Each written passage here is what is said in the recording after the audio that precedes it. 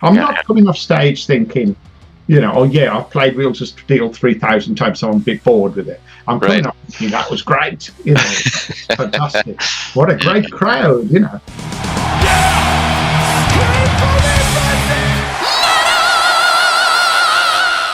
Hey everyone, welcome to the channel. My name is Belgian Jasper. If this is your first time in the channel, hit subscribe right now.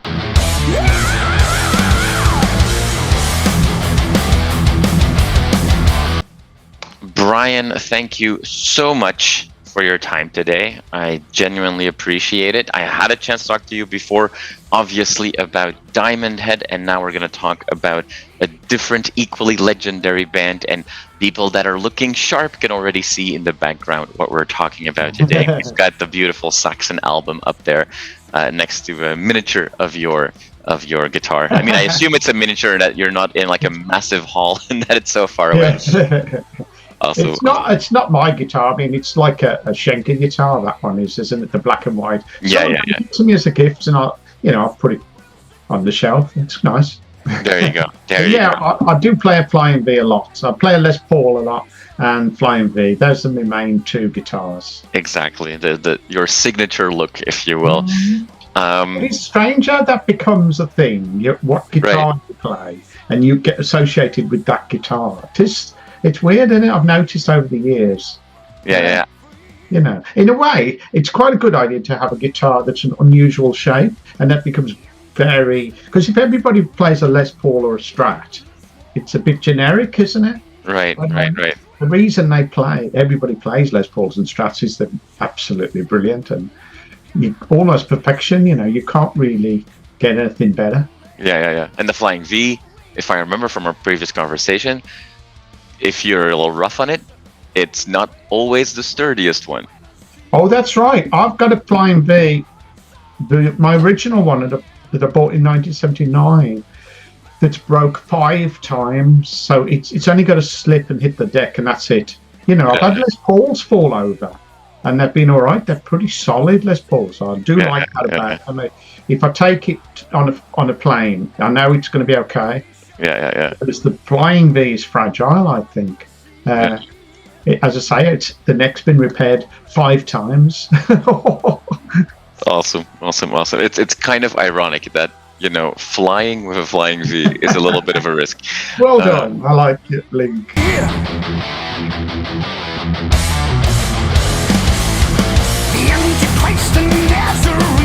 Let's start with obviously the new Saxon album that just came out. As we're talking, it came out a week and a half ago. Hellfire and Damnation came out, and it came out to very, very positive reviews. Only a band like Saxon could release 24 albums in 46 years, and people go like, oh, their 24th is one of their most energetic albums that they've released. For you, you were first brought, asked to join to help out live, then became permanent live player. Now you became full band member of this band. With your history and your own legacy, joining a band with this kind of legacy, was it at maybe quite scary to join that journey? And when you see the release and the reception, was that a big moment? Oh yeah. It was a relief. All the comments were very positive. I haven't seen any negative comments. So yeah, that was a real relief, because you never know. There could be a lot of bring back Paul type saying people. But yeah, I mean it was a big step for me. I was very flattered to be asked to join. I got the phone call in March of last year, and they said Paul's stepping down. Would I be interested in joining? And of course I said yes. I'd already been offered the chance to stand in for Paul in 2022 for a festival, but in the end I didn't do it. But I'd started learning the set, and I think that played into it, because they thought, oh, okay, if he's prepared to learn the set and help out, and we toured with Saxon. I've probably done 40 gigs with Saxon Mm-hmm. over the past few years, and so we've all got to know each other, and I suppose that in a way, apparently Paul was thinking about stepping down for a long time, and he's talked about, you know, leaving the band and stopping touring. I think was one of the main things he wanted to do. I think he just had enough of, as you know, rightly said, Saxon. You know, they're very busy. They've done 24 albums, so that's a lot of work to keep touring, to keep writing, to keep recording, making new records. And I think maybe Paul had just come to the end of that cycle. You know, I think he's 71. I hope I'm not doing him a justice there. That information is out there. Don't worry. I could be wrong. And maybe just, you know, I've spoke to Biff about it, and he said, I think he just got, you know, tired of the road. Mm-hmm. You know, it's a cliche.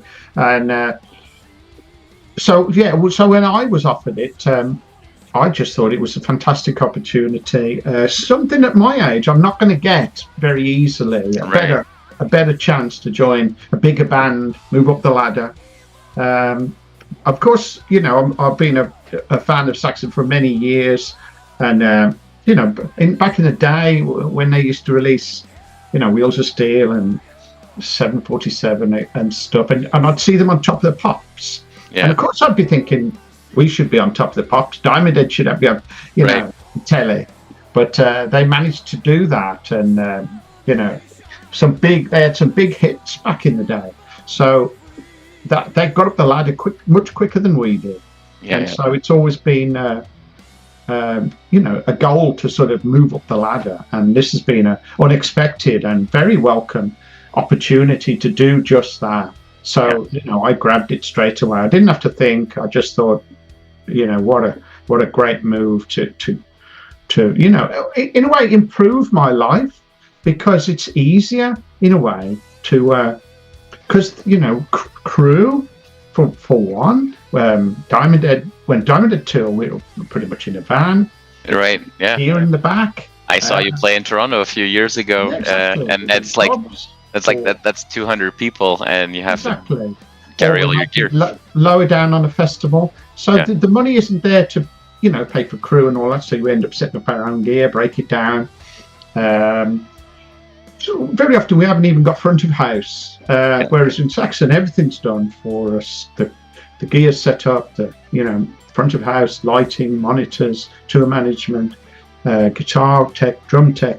So that's such a luxury. I mean, I had that back in the day when we were signed to MCA with Diamond Head, but it only lasted a couple of years. And so to have that again, when I need it most, you know, when I need a bit of help, is fantastic. Satan's fire, heaven's light, the conflict never ends. Quote unquote, you are Diamond Head. You know, there is no Diamond Head without you. How weird is it for you to be the new energized young kid in an established band? Because this is kind of like what we're seeing with you, and if you read the comments, people are like, oh yeah, there are certain songs that we know started with a Brian riff. And Biff has shared that, and a lot of people say those songs in particular stand out as, you know, more energized, and, you know, can't wait to hear them live. And it's almost like what people started calling in metal the last decade the Richie Faulkner effect. You know, when Richie joined Judas Priest and all of a sudden there was new life there, you had this as well with Ras joining Diamond Head, where all of a sudden Diamond Head had this, you know, whole new energy resurgence, and people were like, "Whoa, these new albums are really good." It's not just the old stuff. How weird is that for you? Because, you know, you're in such a different position. I know what you mean. I think you're right about Richie Faulkner joining Priest, and he's a brilliant guitarist, and he has given them some extra fire. So I suppose, you know, I hadn't really thought about that, but I am another writer. I think that may have played into one of the reasons Biff chose, you know, myself, or at least asked me to join. And yeah, so hopefully I can bring to the table more than just being, you know, a player. Exactly. I'm a writer as well. So I think that's very important to Biff, as I've got to know him a bit more this past year. He loves writing, and he's always looking for the next song, and I feel the same way a bit. It's always just out of reach, the perfection of the greatest song. You know, you can get an idea and you can push it forward to being what you hope will be the best thing you've ever written. Sometimes it doesn't quite go that way, and it's like good, but it's not. You know, I don't know how to get it the extra mile. But he loves that, and so we've written together, and I've written within the band, and so that's been a real nice thing to do, and I like to write, so I'm always coming up with ideas. I record a lot of them on my phone now, whereas I used to have cassettes. I've still got cassettes, but that was my modus operandi, if you like. I'd record onto a cassette. Now I do it on my phone, and then I can make a demo at home if I think the idea is worth pursuing. In the sky over New Mexico, an alien crash, we'll never know. Have you also seen, I've not had a chance to see Saxon play when you joined live. I think I saw Saxon for the last time. It probably was at a Grass Pop metal meeting when Paul was still there. So I haven't seen them live just with you, but have you seen also maybe a different atmosphere when playing the old songs? Because I know that you told me last time we spoke, like, well, I've heard Am I Evil a million times now, and whenever I go somewhere, I walk to a guitar shop, somebody wants to start playing me that riff. Yes. And I'm sure that Biff has the exact same feeling with the songs you mentioned before, Wheels of Steel, Princess of the Night. Probably. Having somebody like you don't have that baggage of I've had to play Wheels of Steel 3,000 times before. Does that also change the excitement for people like Biff and the other people in the band to I'm not sure. continue playing those? I don't know. I've just tried to, do them justice. I've tried to copy what Paul did up to a point. I mean, the solos, I will put my own bits in there. Of course. But if it's an important part, like, say, the beginning of and the band's played on, or 747, then I would copy exactly what Paul did. And I mean, it's probably nice for them to have some fresh blood in the band, because I've been in that position where someone new joins and they do bring something new to the table that's fascinating, and I don't know if what I'm bringing exactly, but I do enjoy it, and it's a lot of fun for me. I'm not coming off stage thinking, I've played Wheels of Steel 3,000 times, so I'm a bit bored with it. I'm coming up thinking that was great, fantastic. What a great crowd, because there's some really big crowds, sometimes thousands of people, at a Saxon show, and I'm not really, apart from being in the support band to a big show, I'm not quite used to being in the headline band, where 2,000 people have paid to come and see me. So that I'm getting used to that. That's slightly surreal, to walk into a venue and realise I'm in the headline band. Now I've got to get up on stage and play with Saxon. I'm going to wait till I've sound checked, and then we set our gear up in that little bit of stage in front of the drum riser. Yeah. So now that you mentioned playing live, we already mentioned Judas Priest a couple of times in this interview. You are going to go on the road also with Judas Priest. There's also going to be, it's yourselves and Uriah Heep and Judas Priest, and there's also the tour with Uriah Heep itself, which for fans of traditional heavy metal is a wonderful package. Yes. Slightly concerning maybe that we're still all today the most excited about tour packages with bands that have been around forever and ever. But that's a different conversation about the health and the future of the metal scene. But because with an act like Saxon, 24 albums, it's always impossible to make the right or the perfect set list, which is the great balance. So what can we expect? Because we know that there's a number of songs that you guys are going to play. There's a number of songs that the fans want you to play. But then you've got these fantastic reviews where people clearly also want to hear the new songs. And I can only imagine you being also, writing some of these songs, that the band themselves have an appetite to play quite a few new songs. So what should we expect from these upcoming shows? Well, being the new guy, I'm not going to be saying what we're going to be playing. It's up to Biff what he thinks, but I think it'll be a mixture of the classics with some of the new stuff. On what we've been playing up till now, when the last gig was in December, was a lot of the songs off the Carpe Diem album. Right. But of course, now there's a new album. I would imagine those will probably go out of the set, and the new songs from Hellfire and Damnation will come into the set, maybe in their sort of spot. So we'll probably open with Hellfire and Damnation.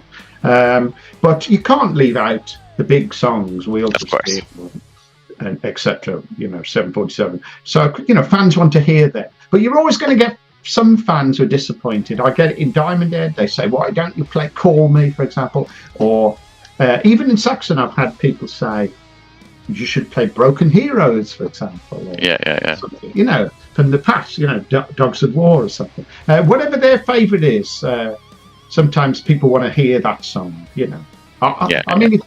If I went to see, say, AC/DC, I'd want them to play "Hell Ain't a Bad Place to Be," and they might not play it, but it'd still be great. But you get your favourite songs, don't you? There's yet another Judas Priest link that I'm sure fans of the band know about. On this album, you guys work with Andy Sneap, who's not only a fantastic producer and thus a magician behind the recording booth or in the recording studio, but obviously also a live guitar member for Judas Priest. On some of the songs on the new album, we definitely hear that Andy Sneap sound. I think of the closing track, Supercharger, is one of them where you could really hear his touch. For somebody like you that is considered, and whether or not you like these terms, but a guitar legend yourself, and you've been in this business for a long time, longer than Andy, even though Andy's been around for a long time as well. Working with a guy that is not just a great guitar player himself, but really, really understands the technicalities and the production side of it. Working with somebody like Andy, are there things that you're surprised to find, like, hey, at this point in my career, I still learn new things from somebody like him? Oh, definitely. Andy's great to work with. I've never worked with him before. I've known him for years. I've been to the studio. Megadeth recorded at his studio some years ago. Dave Mustaine invited me over. And also, when Andy was playing in Sabat, we met at airports and we've done festivals and things like that together. And he helped me out with my Kemper as well, because he's a whiz on the Kemper. So I went over and he helped me program it and gave me a few tips. So working with him is great. We only really had a day with him. Myself and Doug went up to do some overdubs. But I can see why everybody respects him so highly, and he's so in demand as a metal producer, because he is fantastic, and he's done a great job on this album. She was the princess of the night. We saw the light on the wall. I obviously have to ask you, how did the boys in Diamond Head, how are they reacting to everything? Because they are, I assume, also waiting until you have time to continue that story. Yeah, I think at first they just thought both bands would continue to do what we do. But what Diamond Head's been doing is festivals mainly in the summer. So we can't do that at the moment, because if Diamond Head book a festival for this year, for July, for example, it's bound to clash with Saxon, because it did last year. We had 3 festivals booked, and 2 of them clashed with Saxon. So it becomes a bit of a nightmare, and so I've had to say we'll pause Diamond Head for this year, see what happens. We can do things in the background. I don't think they're massively happy happy the fact that it's not like, as you said, they can replace me. I am Diamond Head, so if Diamond Head went out without me, it would be a bit. I don't think people would accept it particularly. Yeah, it would be like Thin Lizzy, a different drummer or a different bass player or something. Yeah. So they're not massively happy with the arrangement, but they all admit that they'd have done the same in my shoes. If a bigger band come along, knock in and said, would you like to join? Then usually you go, yes, please. You don't go, no, I'm all right where I am. Yeah. I'm stopping with Diamond Head. So they all can see it's a great opportunity, and I love the challenge of it as well. To get a new challenge, to learn new material and play with new players and a whole different setup. It's really good for my playing, and it's I've practiced so much more than I would normally because I've got new things to do. I've got new songs to learn, and I've got new songs to write.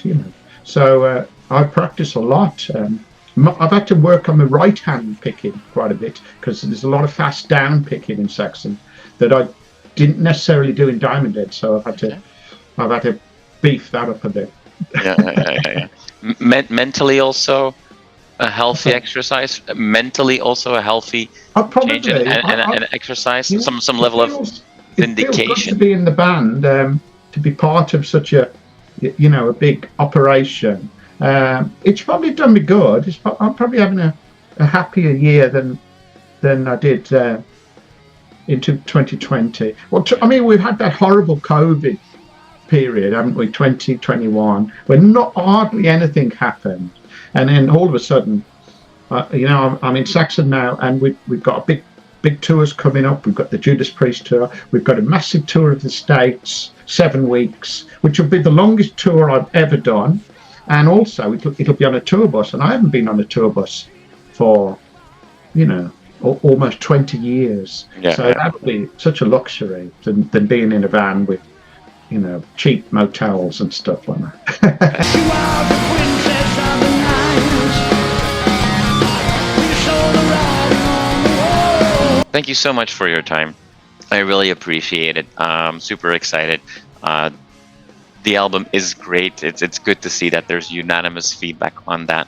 Yes. And it will be exciting to hear those new songs, and obviously also Wheels of Steel and Princess of the Night and 747 and all the good ones that we want when we see you play live with Uriah Heep and Judas Priest.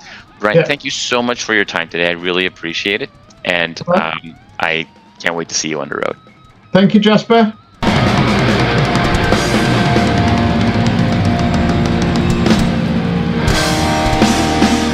You are awesome for watching this video. Click right here to see more content like it and subscribe to the channel.